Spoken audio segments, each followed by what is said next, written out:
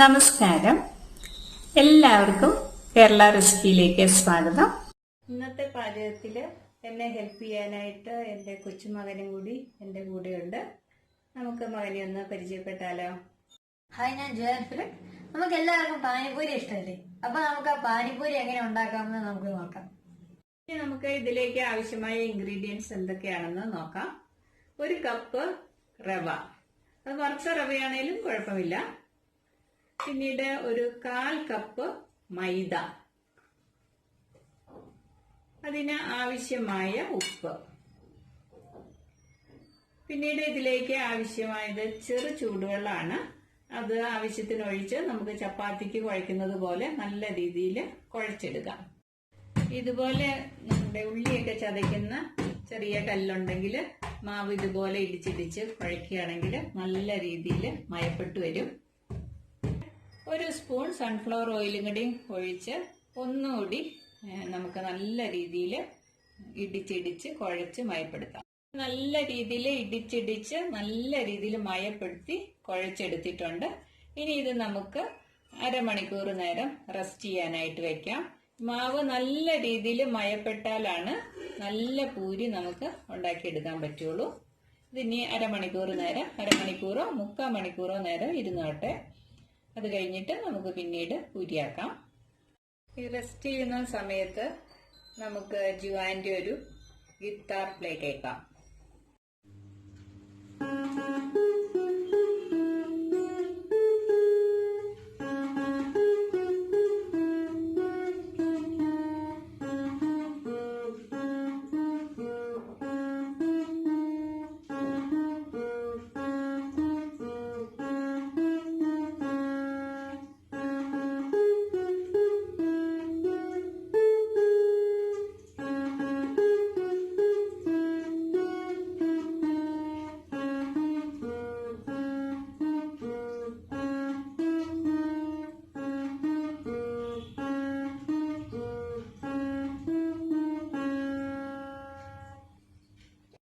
പാനിപൂരിയുടെ പാനി ഉണ്ടാക്കുന്നതിനായിട്ട് നമുക്ക് കുറച്ച് മല്ലിയില, പുതിനയില, കിസ്മിസ് ഒക്കെ വേണം. അത് നല്ല രീതിയിൽ അല്പം ഉപ്പും മഞ്ഞളും എല്ലാം ഇട്ടൊന്ന് നല്ല രീതിയിൽ വാഷ് ചെയ്തെടുക്കണം. അതിലേക്ക് നമ്മൾ കിസ്മിസ്, പച്ചമുളക്, പുതിനയില, മല്ലിയില, ഇത്ര നേരം ഒരു 10-15 മിനിറ്റ് നേരം ഈ മഞ്ഞൾ വെള്ളത്തിലും ഉപ്പ് വെള്ളത്തിലും കിടക്കട്ടെ. അതിനുശേഷം നല്ല രീതിയിൽ വാഷ് ചെയ്തെടുക്കാം. മല്ലിയിലയും പുതിനയിലയും എല്ലാം നമ്മൾ നല്ല രീതിയിൽ കഴുകി എടുത്തിട്ടുണ്ട്.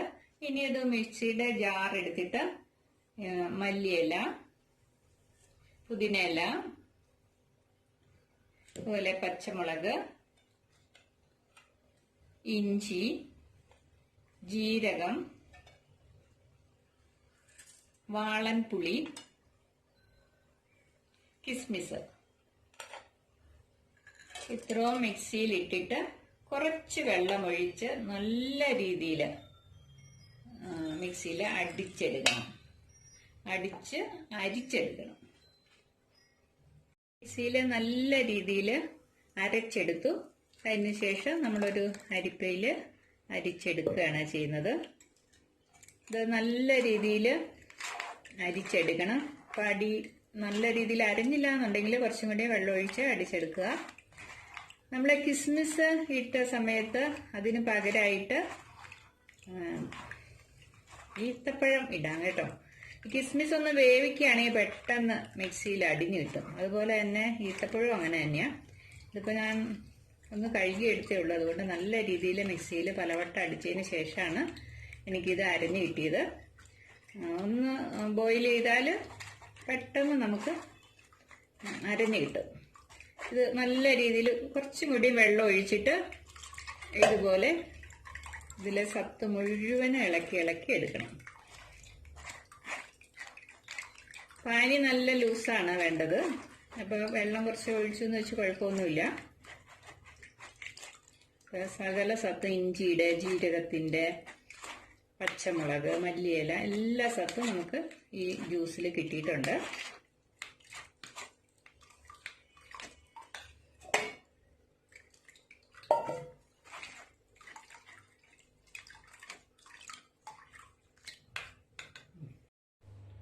ഇനി ഈ പാനിയിലേക്ക് ആവശ്യത്തിനുള്ള മധുരത്തിന് ആവശ്യമായ ശർക്കര നീരാണ് ഒഴിക്കുന്നത്. ഒരു 2 സ്പൂൺ ശർക്കര നീര് ഒഴിക്കുകയാണ്. പിന്നീട് ഇതിലേക്ക് ആവശ്യമായ ഉപ്പ്, അതിനുശേഷം നല്ല രീതിയിൽ ഇളക്കുക. ഇനി കുറച്ചുകൂടി മധുരം കൂടുതൽ വേണമെന്നുള്ളവർക്ക് അവരവരുടെ ഇഷ്ടമനുസരിച്ച് നമുക്ക് ശർക്കര നീര് ചേർക്കാം. ഇതിനകത്ത് അല്പം ശർക്കര നീര് മധുരം മുന്നിലിട്ട് നിൽക്കണം.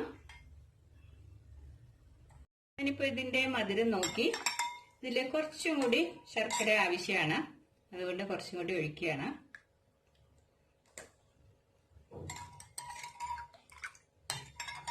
അപ്പൊ നമ്മുടെ പാനി ഇവിടെ റെഡി ആയിരിക്കുകയാണ്. ഇത് ഇനി ഒന്ന് ഇവിടെ മാറിയിരിക്കട്ടെ.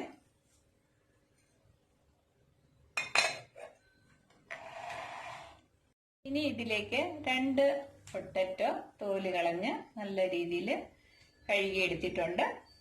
പിന്നീട് കുറച്ച് ചെറുപയറിന്റെ സ്ഥാനത്ത് നമുക്ക് വെള്ളക്കടല ഉപയോഗിക്കാം, ചുമന്ന കടല ഉപയോഗിക്കാം. നോർത്ത് ഇന്ത്യൻസിലൊക്കെ വെള്ളക്കടലയാണ് അധികം ഉപയോഗിക്കുന്നത്. നമുക്ക് ഇവിടെ ചെറുപയറാണെങ്കിൽ അതായാലും മതി. വെള്ളത്തിലിട്ട് സോക്ക് ചെയ്ത് നമുക്ക് ഇത് രണ്ടും കൂടി നല്ല രീതിയിൽ വേവിച്ചെടുക്കാം. ഒരു കുക്കറിലിട്ട് നല്ല രീതിയിൽ വേവിച്ചെടുക്കാം. ഉരുളൻകിഴങ്ങ് നമ്മൾ ഇതുപോലെ ഒന്ന് പൊടിച്ചു വെച്ചിട്ടുണ്ട്. ഇനി ഒരു ചീനച്ചട്ടി അടുപ്പത്ത് വെച്ചിട്ട് അല്പം സൺഫ്ലവർ ഓയിൽ ഒഴിക്കണം. വെളിച്ചെണ്ണയൊന്നും ഇതിന് ഉപയോഗിക്കരുത്. അല്പം സൺഫ്ലവർ ഓയിൽ ഒഴിച്ചു. തീ നല്ല രീതിയിൽ കുറച്ചിട്ടിട്ടുണ്ട്. അതിലേക്ക് ഇതിപ്പോൾ കുറച്ച് ഉരുളൻകിഴങ്ങല്ലേ ഉള്ളൂ, അല്പം മല്ലിപ്പൊടിയാണ്. അതുപോലെ തന്നെ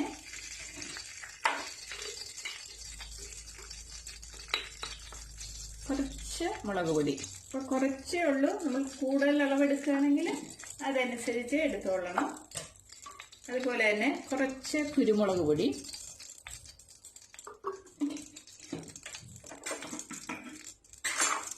പിന്നീട് ഗരം മസാല,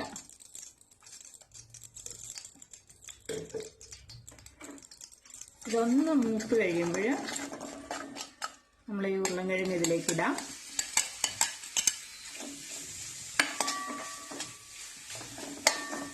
അതുപോലെ തന്നെ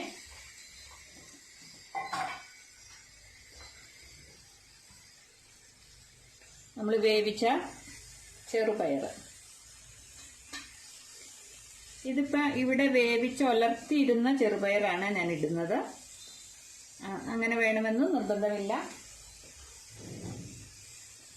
ഇതിപ്പോ ഇവിടെ ഉലർത്തി വെച്ചിരുന്ന ചെറുപയറാണ്. ഇതിന് പകരം കടല വേവിച്ചിടാം. ഇതിന് പാകത്തിന് ഉപ്പൊക്കെ നോക്കണം. നമ്മുടെ ഈ കൂട്ടിന് അനുസരിച്ചുള്ള മുളകാണ് ഇടാവുള്ളൂ, ഒരുപാട് എരിവാവരുത്. ഇതൊന്ന് ഉലർത്തിയെടുക്കണം.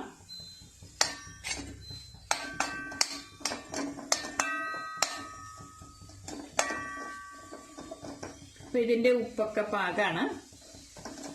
ഇനി ഇത് നമുക്ക് ഓഫാക്കാം.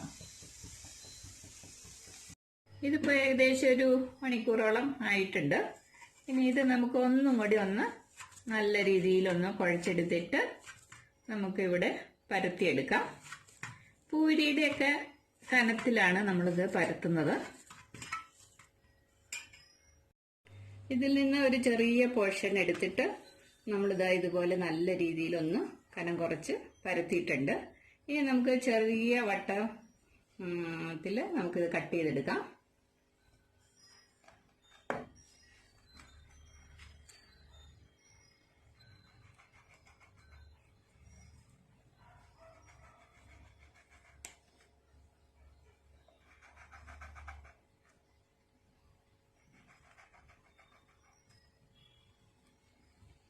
സൺഫ്ലവർ ഓയിൽ ചീനച്ചട്ടിയിൽ ഒഴിച്ച് ചൂടായിട്ടുണ്ട്. അത് നമ്മൾ ഓരോന്നായിട്ട് ഇതുപോലെ ഇട്ട് കൊടുക്കാം.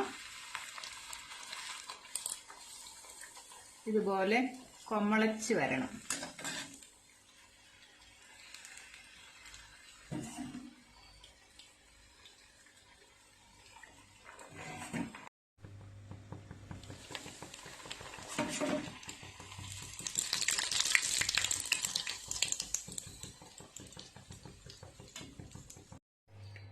നമ്മുടെ പൂരിയെല്ലാം നമ്മൾ വറുത്തെടുത്തിട്ടുണ്ട്. നല്ല രീതിയിൽ കൊമളയൊക്കെ വന്ന് ബോൾ പോലെ ആയിട്ടുണ്ട്.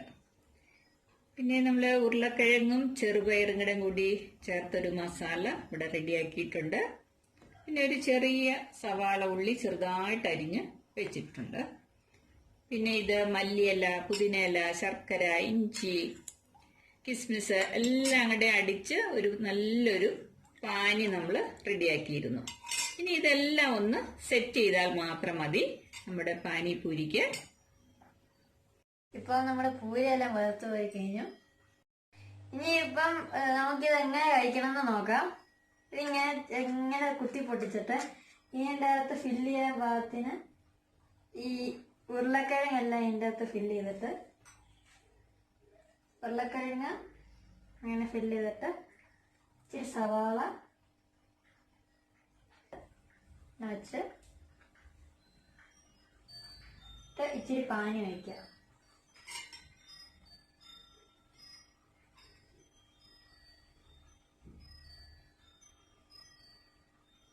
എന്നിട്ട് നമ്മൾ ഇത് മൊത്തത്തോടെ വേണം